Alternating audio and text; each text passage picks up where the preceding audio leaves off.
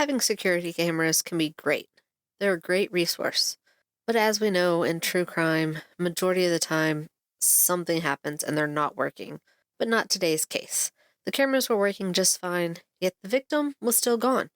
Even with cameras, he completely vanished.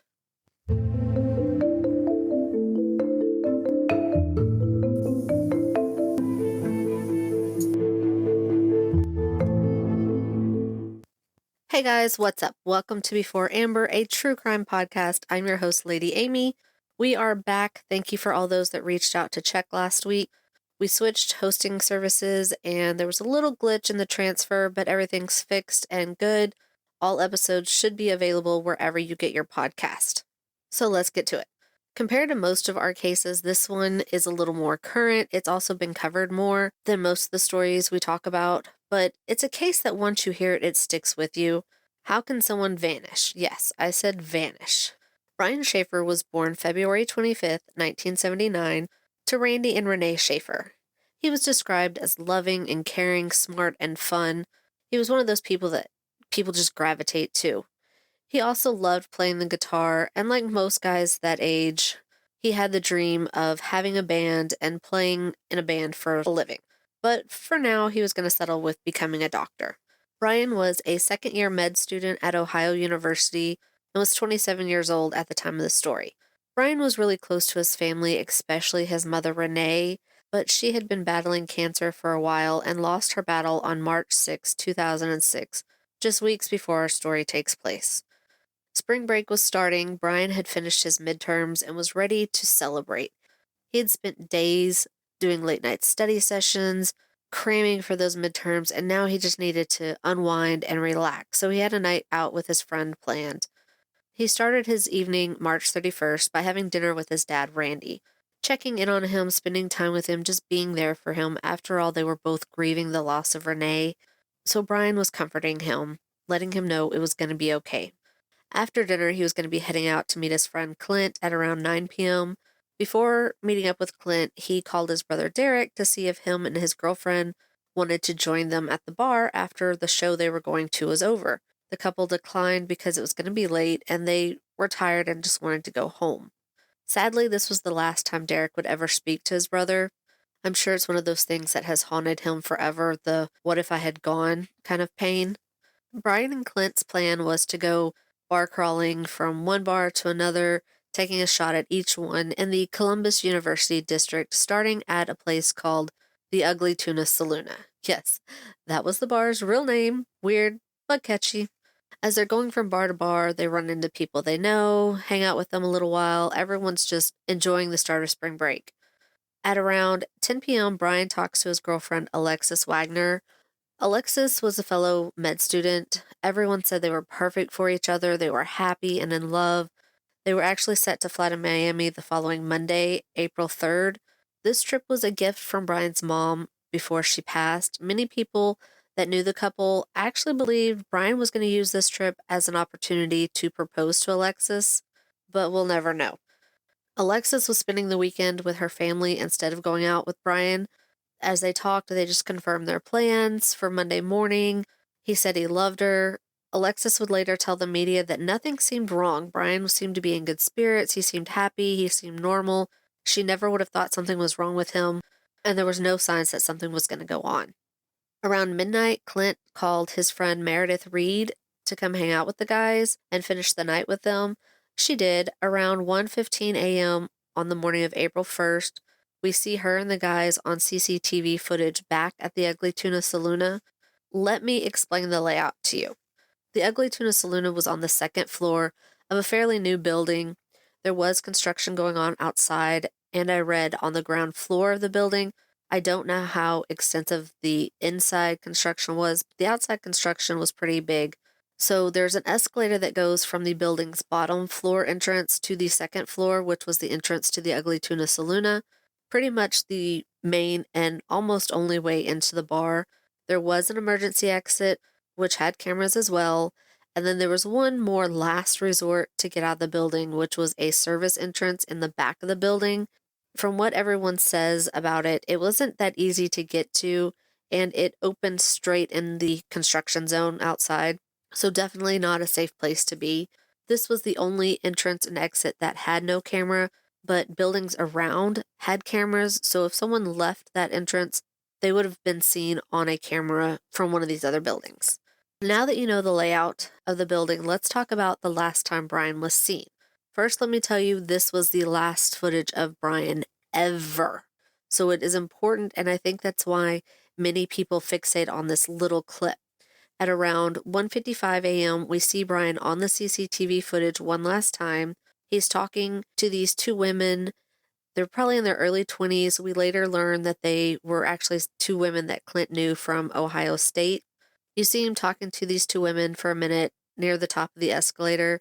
It looks like either he hands them a piece of paper or they hand him a piece of paper. It's actually really kind of hard to tell for sure. It is 2006 after all. Surveillance was better than the 90s, but it still wasn't great, still kind of grainy. Some people say Brian was probably flirting with them, trying to get their number, but I don't think this was true. He was very happy in his relationship with Alexis. After his short encounter on camera, the girls go down the escalator and leave, while Brian turns around and heads back, or appears to head back inside. The footage, you can see these two security guards standing at the top of the escalator. They look calm. They don't seem to notice anything going on out of the ordinary. The doors to the saloon were actually just outside of the view of the camera, but I don't think there was really anywhere else to go. They pretty much went straight into the bar. Clint would later tell police that he had seen Brian after he returned inside the bar from talking to the two girls, and they planned on leaving together, but got separated and lost track of each other. We don't know exactly at what point during the night, but Brian and Clint got into some sort of an argument. Clint admits this to the police later, and witnesses would also tell police that they saw them arguing, but it really didn't seem like that big of a deal, especially at the time. The bar was closing around 2 a.m., so not long after these two women leave. It was at this time that Clint and Meredith realized that Brian wasn't around. So they look around the bar, check the bathrooms, other corners where maybe he might be. Clint tries calling and texting him, and he can't get through. So they're like, okay, maybe he's already outside waiting on us. So they head outside. After looking around and waiting a while, they can't find him outside anywhere. So they're like, okay, maybe he just went home without him. His apartment was just 6 blocks away, so it wasn't like that was a very far-fetched theory. However, at this time in history, the area had a high crime rate, so that wouldn't have been the smartest thing for anyone to do, but if you're drinking, you're not always making the best choices. So Clint and Meredith decide to go ahead and leave too. Please always communicate with people you go out with. Arrive together, leave together, have a plan. Too many people go missing this way. Later that day, April 1st, Meredith actually took Clint to Brian's apartment complex to pick up his car. Neither of them went and checked on Brian, though, so there was no confirmation that Brian had actually made it home.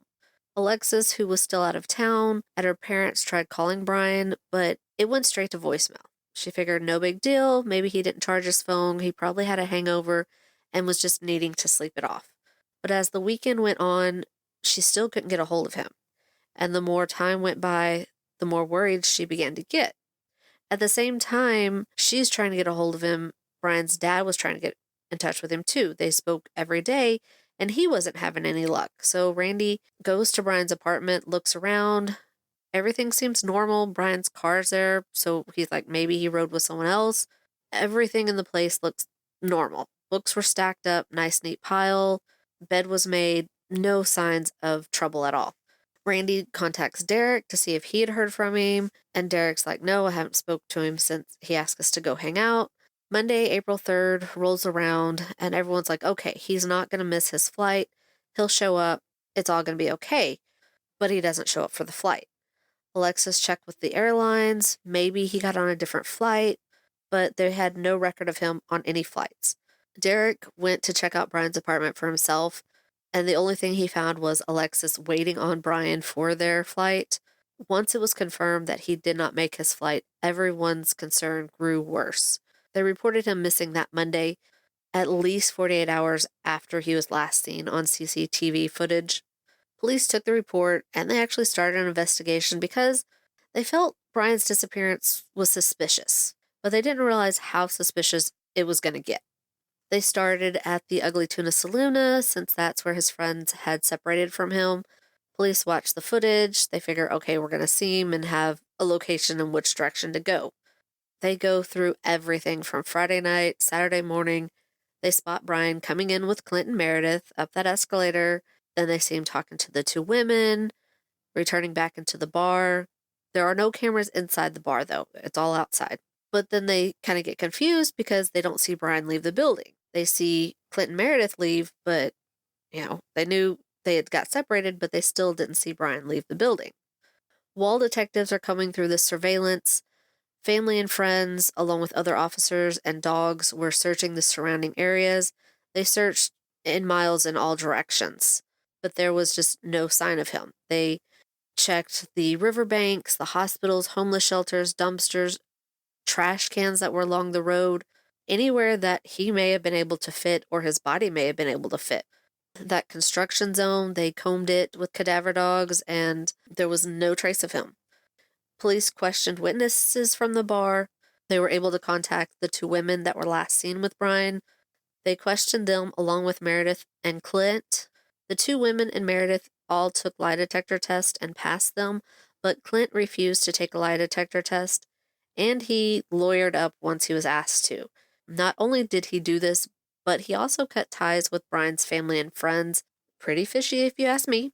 Police weren't going to give up on the surveillance footage. Columbus, Ohio at the time had more cameras than any other city in Ohio. It was, quote, the most watched city in Ohio.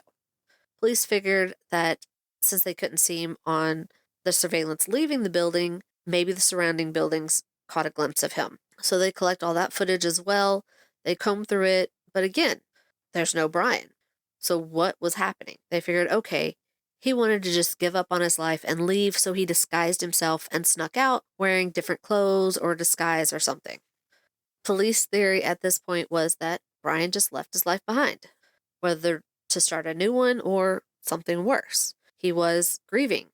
Brian's family was adamant that this was not the case, but police had no other theory at this point. They believed he was stressed with everything, midterms, life in general. He posted on MySpace, yes, MySpace. Brian wrote, I really love music, and this whole doctor thing is just a job, only temporary, until I get my band together and put out a record.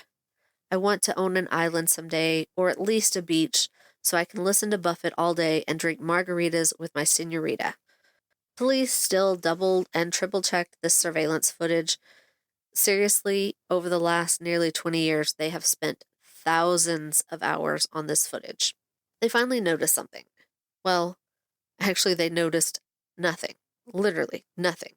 They counted every single person that went into the Ugly Tuna Saloon and every person that came out that night. Every person was accounted for except one. So even if Brian had changed clothes and disguised himself, hid his identity, he would have been counted as one of these people leaving.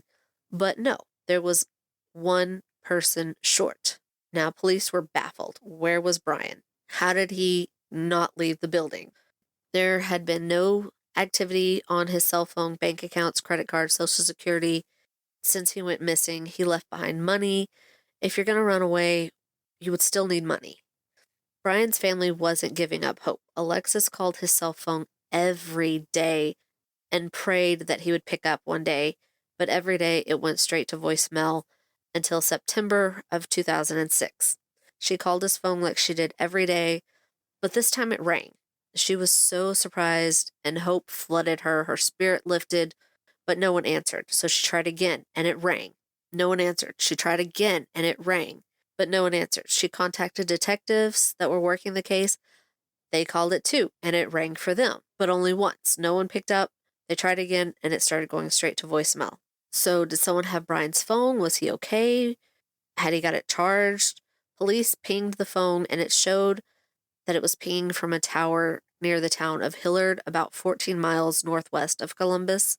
They contacted the phone company, tried to get their help, but they said it was probably just a glitch, that maybe the phone was trying to power itself up and it just was a glitch in the system and rang. Brian's family was crushed. They don't believe that it was a glitch. How could a glitch make it ring that many times? So they were still holding out hope. Sure, there had been a few sightings of Brian over the time that he had been missing from Atlanta to Sweden, but nothing turned up anything. 2 years after Brian disappeared, tragedy hit his family again. September 14th of 2008, Hurricane Ike had been making its way across the U.S. It was finally dying down as it reached Ohio, but it was still really strong winds, and a tree broke and that branch hit Randy, killing him. His neighbors found him in the yard the next day. The Columbus Dispatch, which is a paper, put an obituary of him on their website where people can leave comments and send their condolences to the family. One caught the attention of everyone. It said, quote, "Dad, I love you. Love Brian, U.S. Virgin Islands." End quote. Could this be from Brian? Was he living his dream on the beach? He didn't need a passport or anything to go to the U.S. Virgin Islands because it's U.S. territory. Police immediately see this. They immediately check it out, but they were able to trace it to a public computer in Franklin County, and it turned out just to be a cruel hoax. People that do this crap, there's a special place in hell for them. Time went on. Alexis moved on. Derek was the only one left in his family, so it was so hard for him to move on. To this day, he hasn't fully moved on. The Ugly Tuna Saloon closed in 2018. Then in 2020, there was some hope for the case. A photo started circulating on the internet of a homeless man in Tijuana, and he looked a lot like Brian, like really looked a lot like him. I saw it myself, and you can Google it, and there is definitely some major similarities. The police sent it to the FBI, and after what felt like 4 excruciating long weeks, the FBI announced that they used facial recognition software and determined that it was not Brian. So where's Brian? Let's talk some theories. There are many of them out there, and many of them are far-fetched, but here's a few more logical ones. Theory 1 is that Brian ran away from his life. This is what police think for the most part.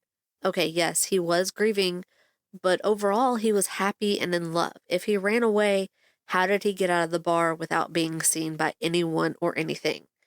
Say he did change clothes and slip into the crowd. One person was still missing that night, so who else went missing from the Ugly Tuna Saloona? How did he get clothes or disguise to change into? Because he didn't have a bag or anything with him that day. Anytime we saw him on camera, he wasn't carrying anything like that. If he took his own life, where's his body? Theory 2 was that Brian left the bar and ran into foul play or got hurt. Say he left that service door where the cameras weren't. How could he have stayed 100% out of view of those cameras? If he fell or got stuck in that construction zone, the dogs would have been able to find his scent and find him. Officers said there wasn't anywhere deep enough that if he fell, they wouldn't have been able to see him. He would have been found in that construction zone if that's where he went out. It's very unlikely for him to make his way through that construction zone being intoxicated like he probably was if he drank as much as what the plan was. This area, like I said, was a high crime rate, so if he got out through that door and was met with foul play, where's his body? They checked dumpsters and trash cans, nothing. There is a chance that the dumpsters were emptied before Brian was reported missing on Monday morning. If that's the case, then we'll never find Brian. Theory 3 was that Clint was involved some way, whether he hurt Brian in the bar and somehow snuck his body out, or at the very least, some people say that maybe Brian told Clint that he wanted to disappear and wanted his help, but Clint didn't want to help him, so that's what they argued about. Had Brian want to start a new life and Clint just doesn't want to admit that he knows that? We'll never know because he's not talking. Some people say that Clint maybe was doing drugs that night and didn't want to talk to police or take a lie detector test because he didn't want to get in trouble for that. Derek believes that Clint knows something and is hiding it. Theory 4 is that something else happened inside that bar and his body is still hidden inside it. But being the fact that the Ugly Tuna Saloon has already been closed, you would think that his body would have been found, even if it was in the walls somewhere. This one is not very plausible to me, but it is a theory that some people believe. Just for fun, let's talk about one of the far out there theories. Of course, people say aliens. They say that when anyone goes missing. But there's a large group of people that believe that there's a portal inside that building, or at least there was one on that night, maybe in a room that wasn't supposed to be accessed by people, and it transported Brian to a different timeline or different dimension. That's why we can't find his body anywhere, and there's no sign of him leaving the building that day. Like I said, far-fetched theory. Please, however, think that Brian is alive and out there somewhere, living his life, especially since there was no body ever found. Brian's friends and family don't think this is the case. They don't believe that Brian would have ran away and gone this long without contacting anyone. No matter how much he was grieving, he still loved his brother and father. There's no way that he would have missed his father's funeral.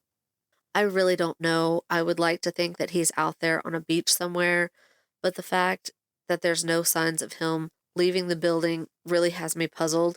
So I don't know what to think. I worry something happened inside the bar and somehow they snuck his body out. But if he is out there, I hope he contacts his brother someday. I know he really misses him. Like I said, over the years, they have had plenty of tips come in, and police have checked each and every one of them. So far, none have led to anything. If you know anything about what happened to Brian, please contact the Columbus Police Department at 877-645-8477. That's the story of Brian Schaefer. If you don't already, please like, follow, or subscribe depending on where you listen. Please leave a 5-star review as it really does help the podcast grow. If you have a case you want us to cover, please send an email to beforeamberpod@gmail.com. You can also follow the show across all social media at beforeamberpod. We will be back in 2 weeks to remember someone else. Until next time, thanks for listening. Later! All of our sources are listed in the show notes, but some of those sources include newspapers.com, thecharleyproject.org, NBC News, 10 TV News, Coffee House Crime, a YouTube channel, Bad Things True Crime, a YouTube channel, and Reddit. Thanks again for listening.